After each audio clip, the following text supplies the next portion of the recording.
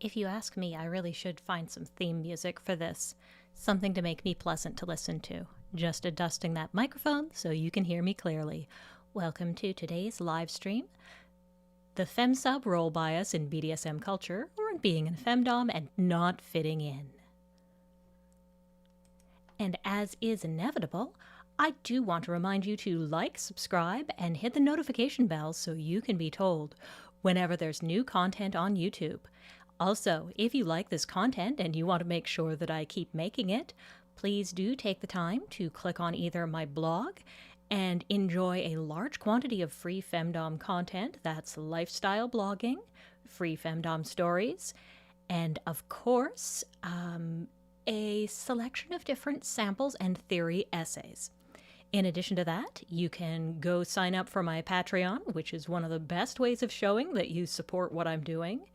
And you could try buying one of my many books. Also, this is the 10-year anniversary of my blog coming up. And if you listen to the podcast, What Women Want, run by the wonderful Catsuit, go on and take a listen tomorrow, where I will be broadcasting with him and answering a few questions about my experience. Now, I believe I should be going live. Hey there. So, I have put a content warning up, the general aim of it being that I'm going to be talking about some negative experiences I had in various BDSM communities, and things connected to it. This will sometimes touch on the subject of sexual assault, and for that reason, I feel it's responsible to have a content warning. The other disclaimer I need to start this with: these are my opinions. Your experience may vary. BDSM communities often can be very regionally varied. While you can see some similarities across them, your experience may not be my experience and you may disagree with me. In this case, I'm going to be talking not just about a bias towards the presumption of female submission, but I'm also going to be talking about an inherent bias against the concept of femdom with a male or mask bottom. You may or may not like this, and I understand if it's not your thing. Please do leave a comment with your feelings. I do make an effort to try to read and follow up with them, and I appreciate what other people have to say. I do not necessarily have the whole story, I only have my story. So, the next step I'm going to do is hide the various windows that are going off so that I won't do the thing of constantly staring into the camera, because I'm very vain and my own image attracts me. I'm also going to edge that little microphone closer to me so that my voice is coming through clearly. There we go. That should make it a little better. Nice little microphone. It's a Shure. All right. So, having got the preamble and disclaimer out of the way, my name is OMissPearl, and you have of course liked, subscribed, and hit the notification bell for this channel because you love my work and you want to see more of it.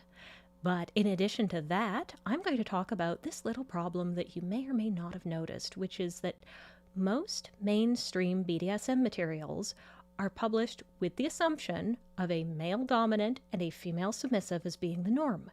And sometimes you'll see a general drift towards the idea of a female dominant and a female submissive because of the nature of who's had control over most of the art and pornography that's been produced.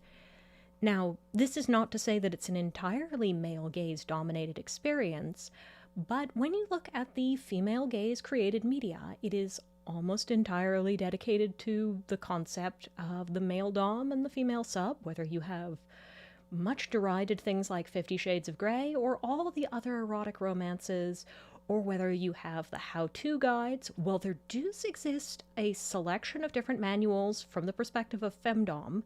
Femdom as a category tends to get kind of cut off into its own thing, and in addition to that, when you're communicating with other people in the mainstream BDSM community, you will find that you tend to be treated as if you're an eccentric extra. Now, that's not to say that that's completely the norm everywhere. One part of the BDSM community tends to be a little better at this, and that's the queer community tends to be better at not trying to tie gender to different roles. Even so, there is a distinct bias in the languages we use, and not to go all Amazonian linguistics, that's from Oglaf, on you, But I have already observed that while we find plenty of female-identified daddies, masters, and lords, there is a distinct lack of male mommies, mistresses, and goddesses. It's a little peculiar. No male ladies either. And while I'm sure they exist, you also don't see much in the way of female submissives taking on a male name to indicate how truly submissive they are. Well, excuse me, itchy nose. Of course there's an itchy nose. You will experience a fair quantity of men taking on a female pseudonym as part of expressing their submission.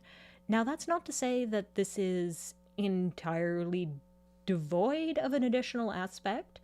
For example, I find that the queer tends to be incredibly accepting of alternative things. Not all resources are terrible. Let me reach over and grab from my bookcase.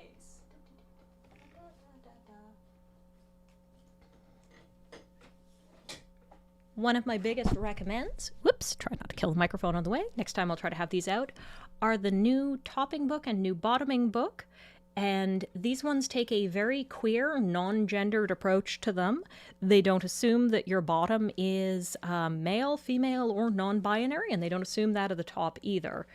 And they go out of their way with the illustrations that, well, you might be able to gender even the little people on the covers. That's not necessarily required. So it's not entirely hopeless, but the other problem that you will find, in addition to not fitting into the space as far as mainstream BDSM, is that femdom as an alternative does not do a very good job of making space for a lifestyle female-dominant, male-submissive, because it tends to be oriented around commercial male-gaze products, which is not to say that all the female dominants who do professional work and make porn are slaves to the patriarchy, but rather more that there is a distinct lack of things that collectively pander to women under the heading that you would call femdom. This can be various levels of issue, and it means that if you're in the position of being me, you can pretty much feel like you don't fit in anywhere. For me, I'm going to go further into explaining why my experience in the BDSM community at large has generally made me lean towards the concept of identifying as a femdom instead of a dominant who happens to be female. But this is going to involve touching on some other experiences. The main difference I've noticed between being a female submissive and being a female dominant does involve a slight variation in the terrible messages you get. Whether you're a female dominant or you're a female submissive, you're going to get loads and loads of harassment, inappropriate attempts for intimacy, dick pics, you name it. If you are a femsub, you are going to get large quantities of people suggesting they want to do very threatening things to you. You will also get people who are not listening to you and are attempting to tell you that you will dom them, whether or not you have any interest in doing this whatsoever, but they've decided you're female, therefore this is your job and your purpose in life is to do that, and they will convince you by sheer force of persistence. But there's one phenomena I noticed, and this is also from experience of navigating around when I was exploring my sexuality, not openly identifying as a femdom.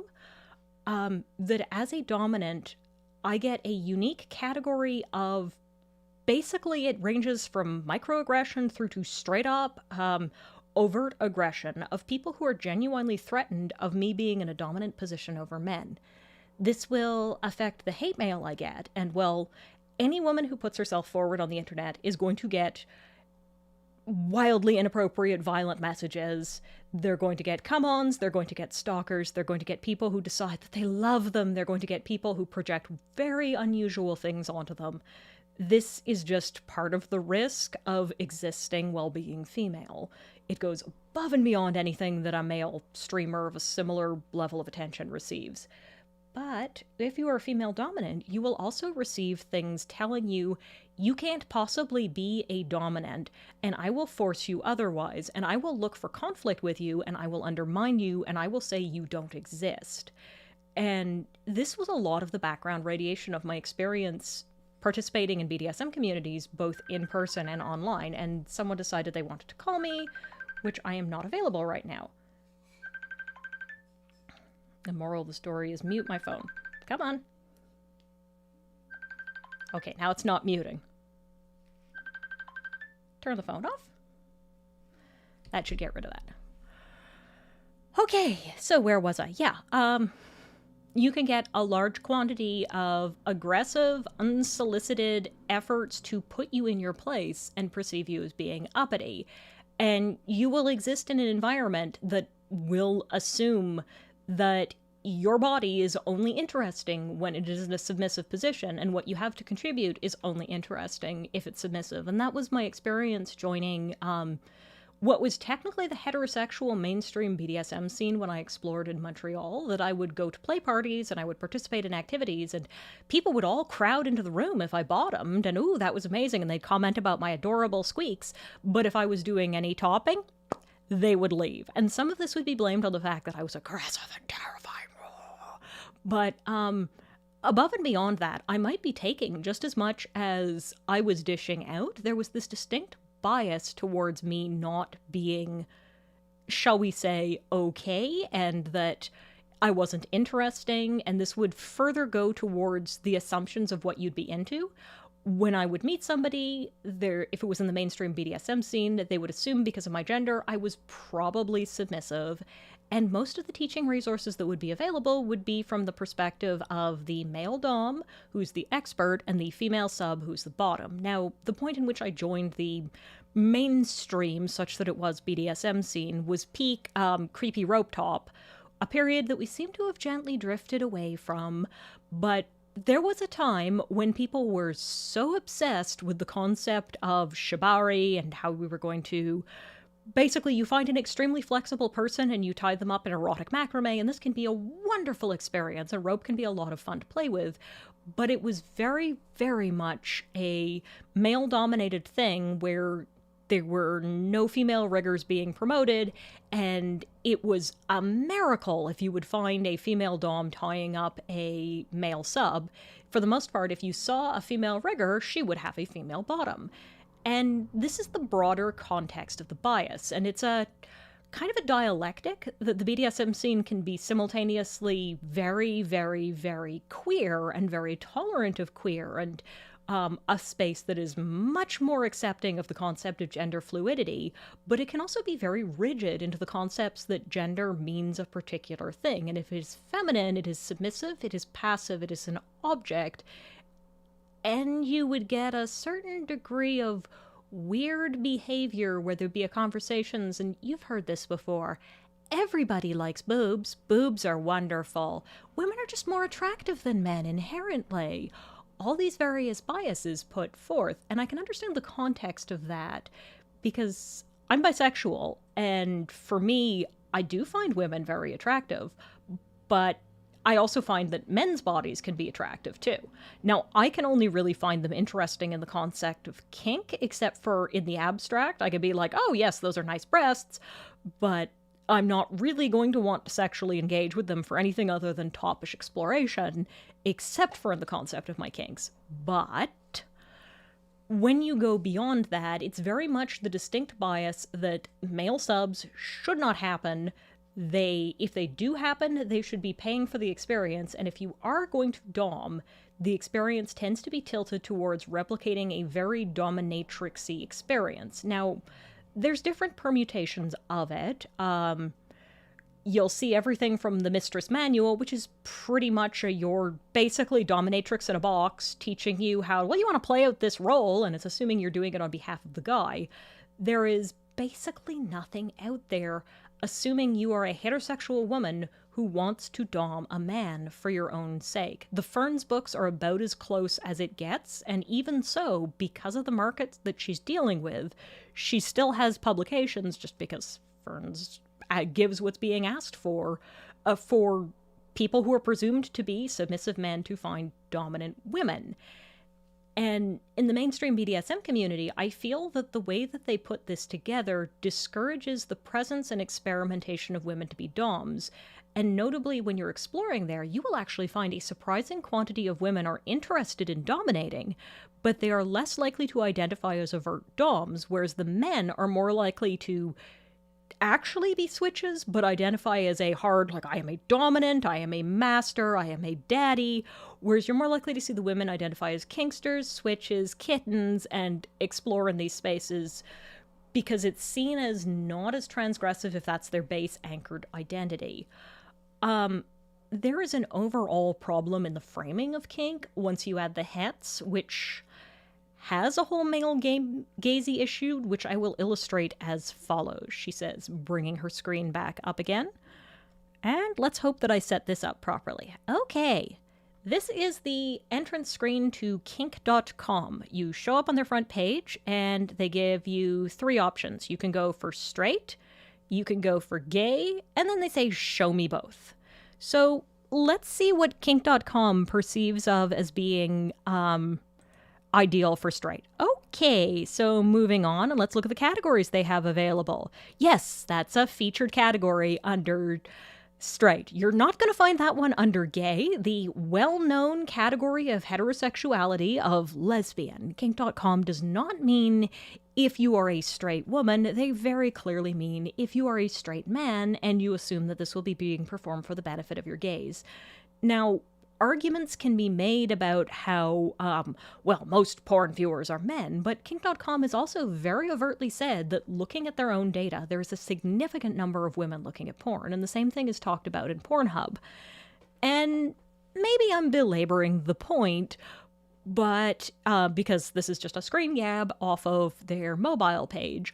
But when you look at the entire structure of the site, one of the other ways you can tell about this bias is as follows. Now, this is the sitemap from the bottom of the browser-based page, and it shows you different headings. You've got kink.com's thing where they talk about their features, VR, their education. Then they have a heading BDSM and bondage, bound gangbangs, brutal sessions, device bondage, families tied.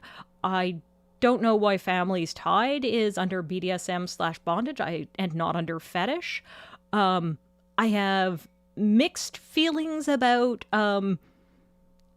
TS Pussy Hunters, which is technically lesbian, being filed under fetish when it's technically femdom, and TS Seduction is again just femdom, but they do better than some people, and I'm non-binary. I'm not going to go further out into that. I will allow other people who know best to talk about that. And then you go over to the gay category, and it's very much the siloed stuff that you will find. It is male on male. It is only male on male. Some of it duplicates. For example, they have Ultimate Surrender, which is 2 women wrestling with kinky sex.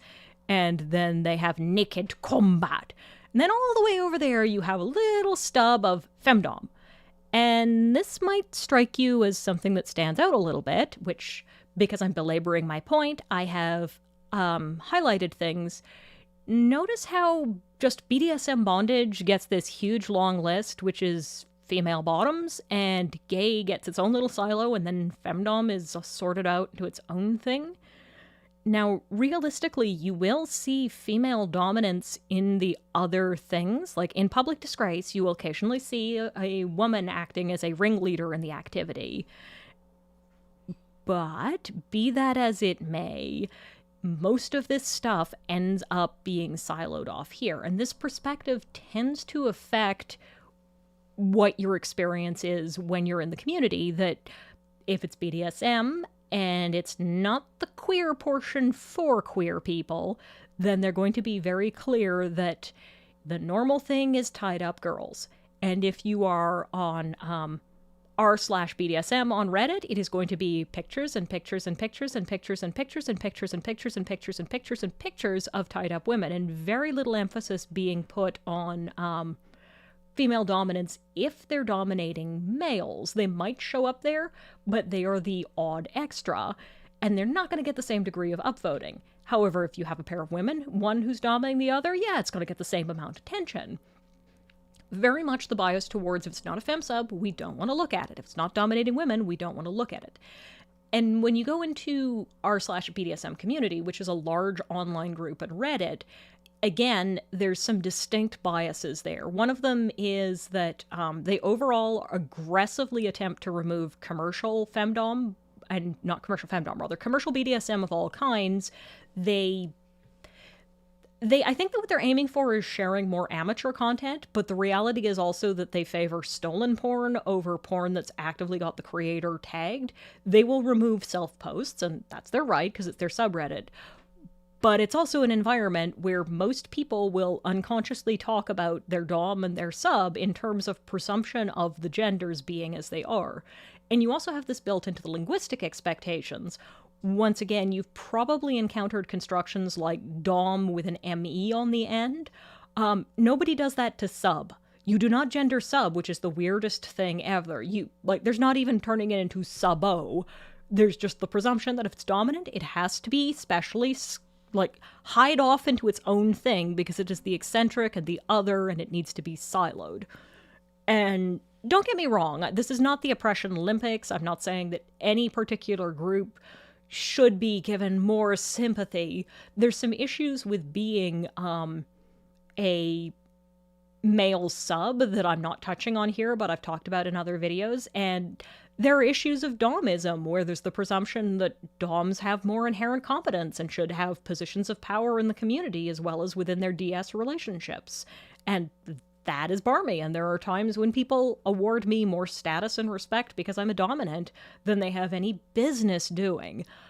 But nonetheless, when you look at who's getting pandered to, the one group whose needs is least being considered as a category is female dominance. Nobody is making large quantities of porn for them. If you go to Amazon and you look at the Kindle romances, you can find so many dark romances, not femdom romances, but romances for BDSM. It'll be the hero tying her up, different levels of consent. You can find everything under the sun. And then you can find this tiny little squidging thing of a few femdom stories, most of the time featuring the woman as being a professional dominant, which there's nothing wrong with being a professional dominant, but we have enough depictions of women as professional dominants. We don't have many depictions in fiction of her not being. And when there is a depiction of a woman as a dominant who's not explicitly professional, it will be framed in terms of her work as a professional. For example, Billions has gotten very popular lately because of its depiction of a BDSM relationship. But again, the context of it is entirely a character who is seeing professional dominance and his wife, and the context is assumed that if you want someone to dominate you, it is a rich man's pleasure that is provided through a very expensive hobby. And there is nothing wrong with sex work, and this is not one of those, oh, bless their hearts, they should do whatever they want to do. I'm just saying that as a person who probably should be the client rather than the provider, it's a little jarring that when I am in BDSM as a community holistically, they are both incredibly hostile to femdoms if they are working commercially. Like, they will push them out of the community and say that they're not real, they don't understand kink, they're opposed to sex work, it cheapens the experience, even as they use the same dungeon space that's being funded largely by people using commercially, and even as they don't reject the males who are paid to be riggers. Because of course there's a double standard, and no one is going to tell, say, Morpheus, oh, everything he's doing is fake because it costs tickets to go to a Morpheus event, but they'll certainly do that to any number of professional doms and say she doesn't know what she's talking about. But digression aside, you either have this option where everything is built as if you were left-handed and everyone else is right-handed, and they're like, well, I guess you can use your wrong hand for it. Well, squint very hard. Well, just ignore the woman who is saying nothing makes me feel more womanly than being submissive, which is not an invalid statement for her in her headspace, but when it's just being tossed out there in the context of femdom and the existing, it can be a little weird. And then when you wander over to femdom, it's a space that is, and I hate to say this, but it's entirely defined by the compromises you make in order to at all explore your sexuality while keeping a significant quantity of the men that you might do so at arm's length for your own safety to avoid being eaten alive. I don't think that professional dominants are faking it. I think any of the professional dominants who are in it for any length of time very much enjoy it.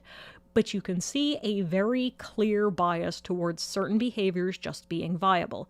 It has evolved over time, but we're still talking about an environment that within my lifetime was still sincerely arguing that a dominant would never have sex with her submissive. And everybody knows that is bonkers because, well, it's entirely one's own decision of whether or not one will have penetrative intercourse with one's partner, regardless of the bits involved. Nobody but nobody says that a male dom is not a dominant if he penetrates his female submissive or if he penetrates his gay male bottom. So you get with what I'm going here, that there's some issues and there's very much this stub, and there's nowhere in the mainstream BDSM community that's going to fit properly. And it is also going to create an environment where if you are a female dominant, you are going to end up experiencing a certain degree of danger.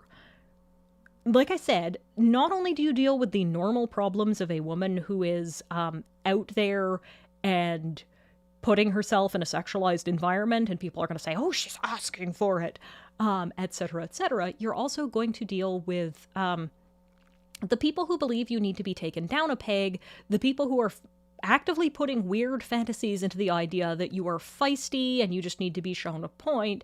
And while there is genre work in both cases of the dom was taught to sub, or secretly they wanted to sub to this just one person, there is significantly more material, even done to pander to women, of femdoms for the conflict of the story. She's a femdom, but he's going to make her sub, which you do you and fill your boots. But when you combine that with dealing with basically you're already on your back foot, that everybody female there is having to elbow enforce boundaries with missing stairs that no one can check because you exist in an environment that's basically beyond the ability of the police to help you. And this is speaking from personal experience. You also deal with the fact that because you don't fit into the environment, you have to spend a lot of the time gritting your teeth, ignoring the shape of things, ignoring comments about how attractively submissive women are, being gently nudged, like, wouldn't you want to be tied up?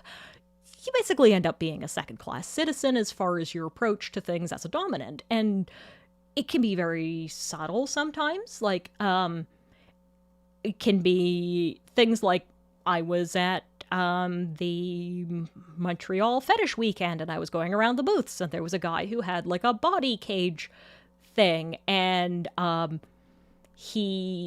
it was the thing sized to hold a person, and I was looking at it, and he got super excited because there's a girl looking at it, and then, because we were being allowed to try it out, I had my partner at the time try it out, and you could just read the disappointment off his face from miles away, that he was hoping that I wanted to be in the cage, and it's like, dude, I'm finding out whether I want to buy your thing. I'm sorry I'm not living up to being your fantasy. By the way, the cage wasn't worth it. The bottom who crimed into the cage for me reported that it was very pokey in the wrong places, and not just because he designed it for a woman. Although it's getting better, you also have the problem that when you're buying bondage restraints, more often than not, it's going to be modeling a woman being tied up with it, not a man, unless you specifically go to the gay market to get things, and then you are going to be reminded you definitely don't belong here under any circumstances, which is one of the reasons why I've never been able to get onto the whole I'm going to fetishize two men together, is that for me it just reminds me this is not my space, I am not welcome here, and I would be ruining it for them if I was leaning over their shoulder drooling, so I'm like, nope, you boys have fun. But sometimes it'll be like this really subtle, like, oh, well, I guess, but if you do want to dominate a man, we're not really as interested in it. We're not going to make as much space for it. But, you know, you're a minority. And sometimes it'll be the microaggression kind of thing of, oh, yes, I can understand why femdom is attractive because it's like an inversion of the natural order. Obviously, back in the day, you'd have no ability to stop yourself from being taken and sexually assaulted by tribes. And that's why we have kink. You know, for us to cope for the abusive environments. So this is like a weird thing you've got, but you're valid too. Like, that's the sort of thing that I deal with in conversation. Or I'd have guys come up to me at a munch and tell me that this femdom that he's friends with had confessed to him that no matter how dominant she is, when she's like in bed, she's thinking about being raped. And like the things coming out of people's mouths talking to me, repeatedly telling me without thinking about the context that my sexual attractions are completely invalid or just this stream of incidents. And they're above and beyond things like people not respecting your body space. Like, for example, arbitrarily testing an electric toy on your hand without your permission, which I know was being done because I was female. And the presumption was that I'd be okay with it and that I wouldn't rabbit punch the guy with, ew, ow, why would you do that? But on top of that, you have undermining behavior of people going around behind your back and saying either they don't think that any real female dominance exists, or that if they do exist, they're only commercial and they're only paid and that's the only context they do it in, or they really don't count because they're only switches, which is its whole other can of worms. At some point, I probably need to talk about my complex relationship with the subject of switching and why that in itself needs more respect, because I don't really have a solution to basically a form of non-binary attraction in a world that is trying to switch things into a hard binary. But it's basically sexism on steroids, and it never feels right, and it never feels like it fits, and I do not enjoy having various people horn in on me as the, ooh, fresh meat, wait a minute, she's not submissive. Oh, well, screw that. Like, I'm just here to make friends and maybe learn some new skills.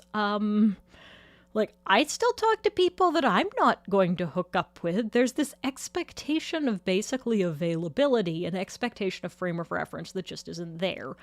And this has been my broader experience, and it's not safe, particularly when it can be wielded by someone who's a missing stare. Like, one of the many, many gifts that Dante Frank gives to the BDSM community that he's in addition to having a list of alleged accusations against him as long as my arm, is his blissful willingness to tell people that he doesn't think female dominance are real. Now, he's not going to stand up on a stage and say that in front of everybody, but he certainly says that to people when he thinks there's no consequences. And it certainly frames his own handsiness and repeated attempts to touch me without my permission, which indeed he did, and I'm not happy about it, and I had to repel him, and there was very much a case of, oh, well, I didn't hear you, I thought it would be okay. Like, in his case, it was like, may I touch your hair? Oh, no, and then he starts playing with my hair, and then I'm asking him what he's doing, and he says he thought he heard that I did, but there's this whole assumption that I'd want some random guy touching my hair built into the assumption that deep down I just want to be submissive. It's a mess, and it's frustrating that basically nothing fits. I don't really find that the mainstream BDSM community is particularly supportive to me as a female dominant. For example, I go to the Dom Munch, and I am by far a minority in Vancouver.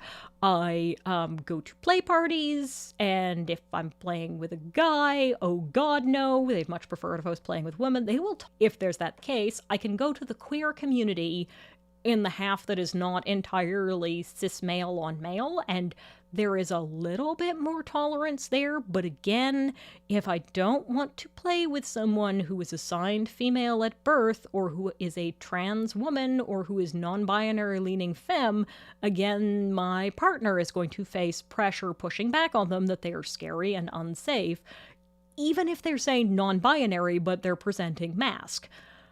So I don't necessarily feel comfortable there, and then I go wandering into femdom, and there's a lot to say about femdom that I appreciate. I actually kind of like the fuck you, pay me, say the quiet part out loud, demand what you're worth, stand up and do that, but the constant view of your partners as being such a nuisance that owes you for the fact that you're, present in the same room as them can get a little overwhelming. And I don't mean that it's wrong if that's your fetish. I mean that it's kind of a nuisance and it's weird, and I prefer it over the mainstream BDSMs.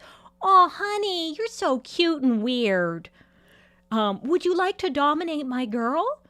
That's the other thing. People will always assume that I want to dominate another woman, whether or not I have given them any inclination to, but nobody goes around offering male subs to male doms. Again, back to that kink.com thing I showed you, and I suppose I should probably put you back onto my face. There is no assumption that a random male sub is going to be offered to a random male dom. To the quantity of times that I've had someone invite me to top a female that they're playing with, and with her consent, obviously, but again, it's compulsive bisexuality, but only when it benefits the male gaze. I don't like it. I don't think that the mainstream BDSM community necessarily works to be inclusive towards women who want to dominate men in masks, and I think it's part of the problems that need to be fixed. Anyway, this has got a little ranty, and I do appreciate your company. And I did forget to put myself back onto not being constantly on that particular window, but at least I didn't stop talking, and I think my voice recordings are getting a bit better. So I do appreciate you spending time with me, and I think this is a good place to sign off to keep in the habit of making video. So be sure to like, subscribe, and hit the notification bell, which of course you feel is probably a good idea because you like my content and you want to see more of this content. And I'm very confident that you like my content because I think I have good ideas and I think I'm entertaining to listen to. And you will like, subscribe, and click the notification bell. You'll also consider visiting my blog at OMissPearl.com, following me on Twitter at OMissPearl, or even subscribing to my Patreon with rates as low as $3 a month to make this possible. Thank you very much, and have a wonderful and happy Pride